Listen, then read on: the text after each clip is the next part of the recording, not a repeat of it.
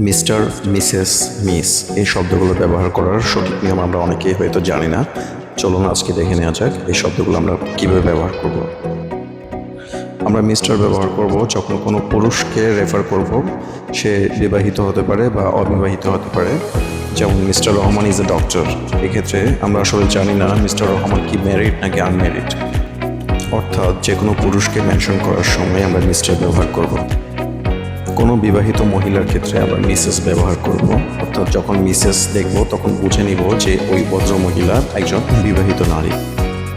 কোনো নারীর নামের পূর্বে মিস ব্যবহৃত হলে বুঝে নিতে হবে সেই নারী আনম্যারিড। যখন কোনো ভদ্র মহিলার নামের পূর্বে মিস আছে, MS. তখন আমরা আসলে বুঝতে পারি না তিনি ম্যারিড নাকি আনম্যারিড। তখন আমরা বুঝতে পারবো যে ওই ভদ্র মহিলা ম্যারিডও হতে পারে, আনম্যারিডও হতে পারে।